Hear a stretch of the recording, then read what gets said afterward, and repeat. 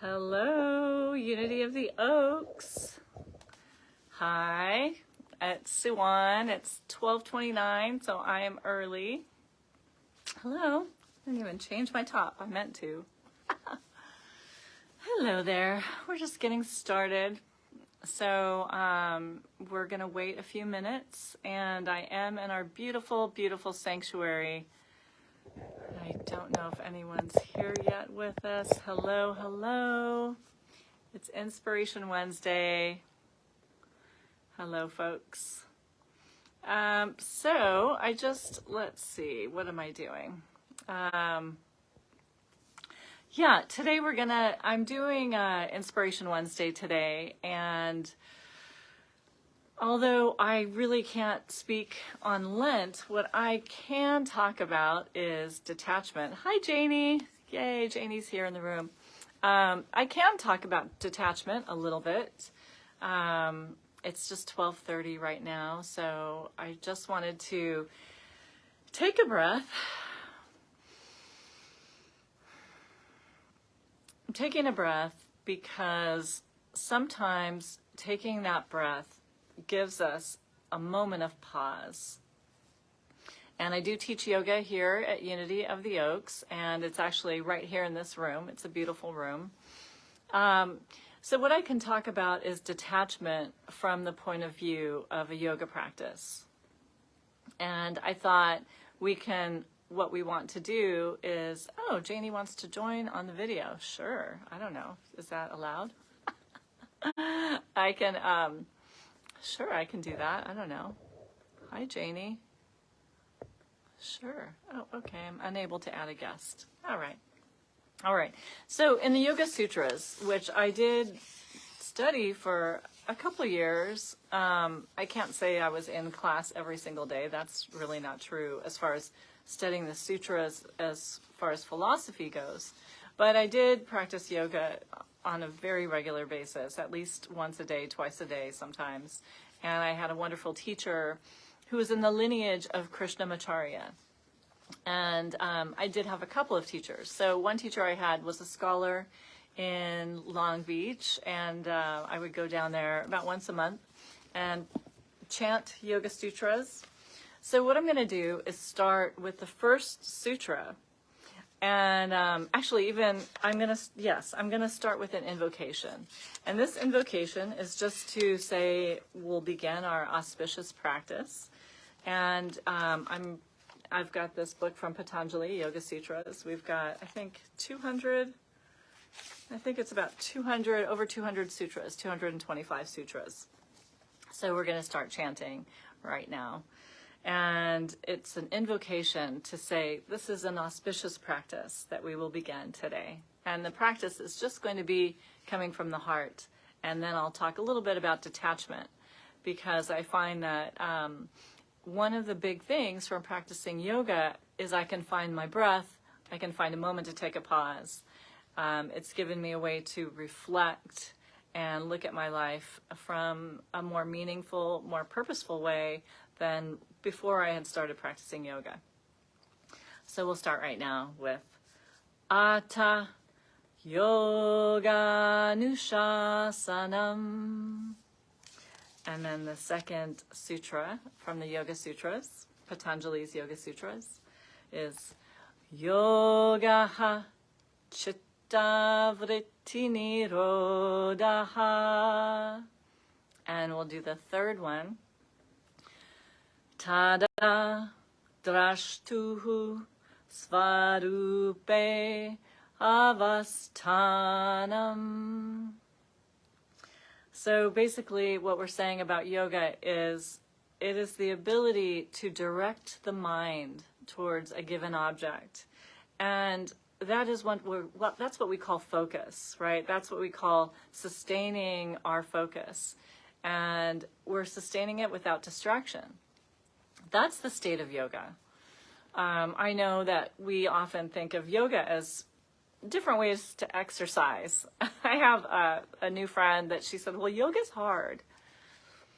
Well, it depends what you're doing. I mean, sure, if you think of classes where you've got to be in a pretzel or you're doing 500 push-ups, yes, But there's yoga philosophy, and there's a way to breathe, and there's a way to get in touch with your body.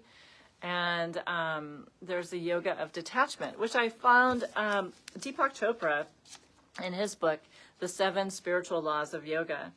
There is a law of detachment, which I found so wonderful. It says that in order to acquire anything in the physical universe, you know, we're all wanting to manifest things, right? In order to acquire anything in the physical universe, you have to relinquish your attachment to it. The search for security is actually an attachment to the known. And the only thing that is known is your past. That's pretty deep, you know. Relinquishing your attachment to where you're going. Well, how do you do that? You can do that by breathing. You can do that by any kind of spiritual practice, by your intention. But always when we're trying to grip onto something, when we're trying to say, I've got to make this happen, and that's when it doesn't happen, right? There's so much about letting go and surrendering. And the practice of detachment is understanding that we've got to let go. You know, you can't hold on to something so tightly that we're clawing at it and gripping, and then our whole body becomes tight, right? Our whole body becomes tense, and that's exactly what we don't want. So in yoga, there is the word detachment is vairagya, and it's a Sanskrit word, obviously. It also can be thought of as dispassion, but I want to make a distinguishing remark about detachment and dispassion. Well, I mean, although they can be the same, but sometimes we think it means like we don't care, or we're careless, or it means like, oh, well, I don't give a damn. I mean, I don't know. Hopefully it's okay for me to say that. But there is the idea that being detached isn't good. You know, we like people who are passionate, who are holding on, who are going for it. There's a lot of ideas in this talk. And again, it says true vairagya means detachment, letting go of the belongings in the material world, in the materialistic world, including material things, including materials as far as emotions go, thoughts, ideas, beliefs. Vairagya, that detachment, is deeper, and it's a conscious, subtle practice. It's not passivity, you know. It's not just letting someone walk all over you. That is not detachment. Yeah, it's living with skill and grace and integrity, right? That's a big part of what vairagya means, is the detachment, but you're in your integrity. It's your practice. And so I will go ahead and chant the Yoga Sutra, which is 115. We have 4 chapters in the Yoga Sutras. And the first chapter is really getting us very familiar with what is yoga. It's an advanced chapter. So this is a long one, guys, and I haven't chanted this in a very long time. But in my book, which is, the translation comes from TKV Desikachar, which is the lineage that I was taught in. Desikachar's son, Kaustubh, was my teacher's teacher. And Kaustubh, I believe, runs the Vini Yoga Center in India. Desikachar's father, Krishnamacharya, was one of the ones who brought yoga here. Oops. Okay. He brought yoga here to the United States at the turn of the century. And so here we go. We're going to chant this. It goes like this.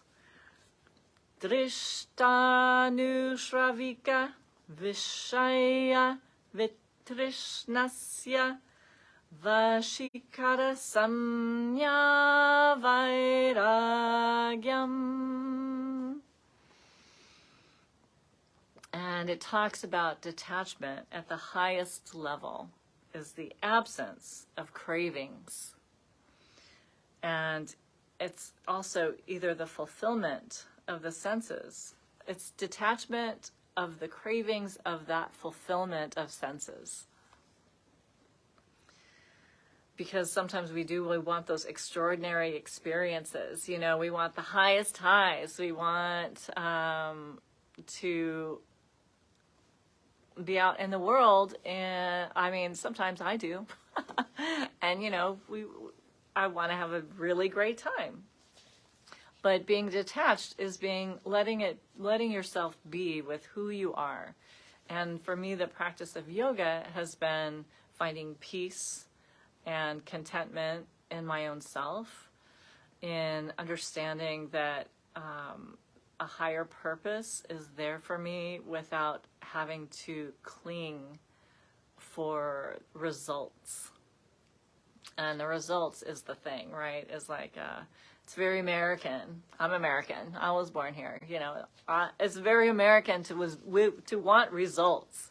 We do things often with a purpose of getting it done. Let's check things off of our list.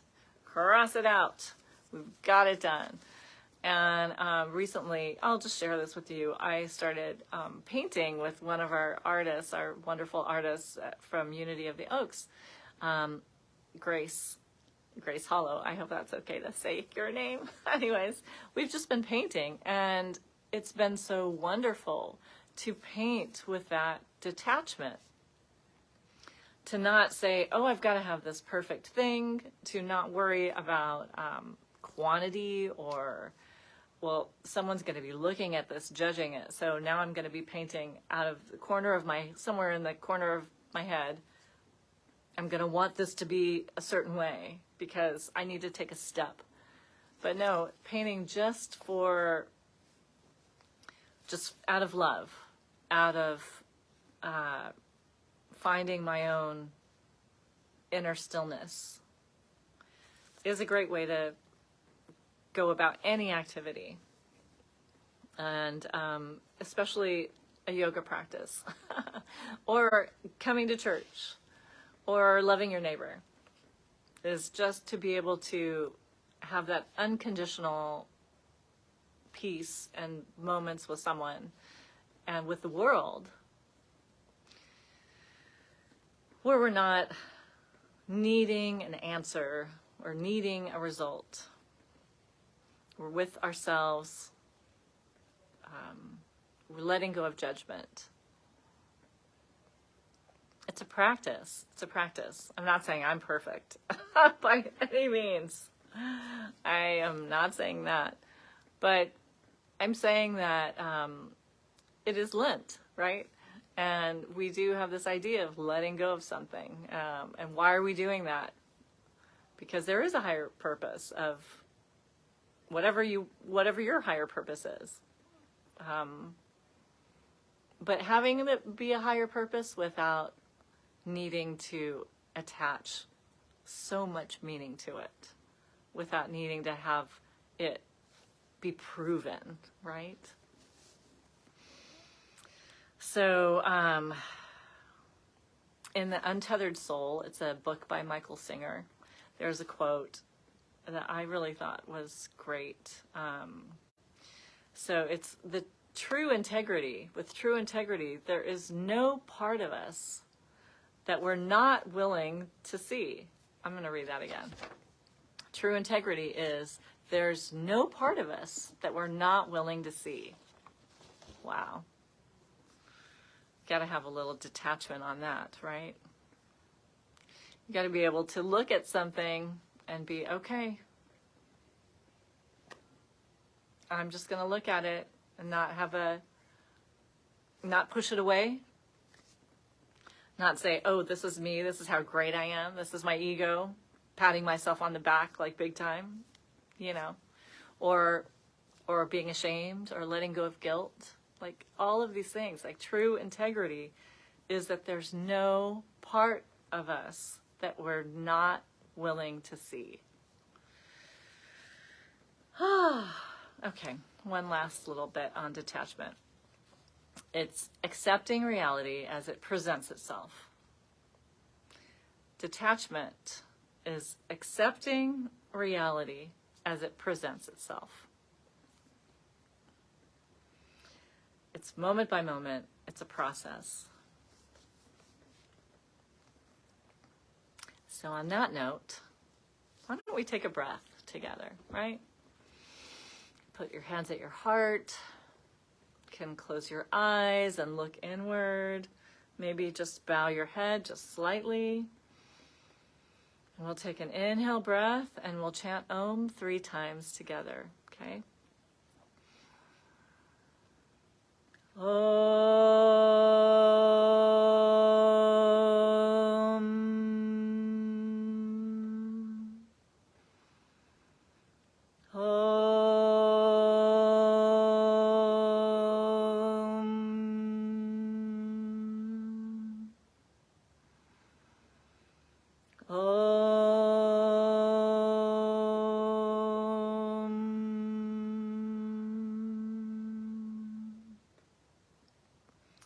I'll just give you one last chant that my yoga teacher used to open his classes with. Even though we're ending, I'm gonna leave you with this one.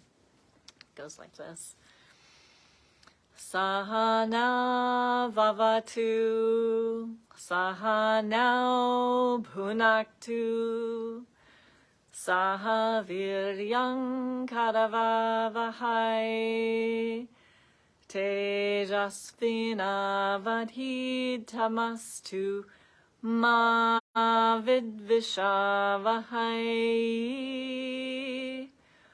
Om Shanti Shanti Shanti.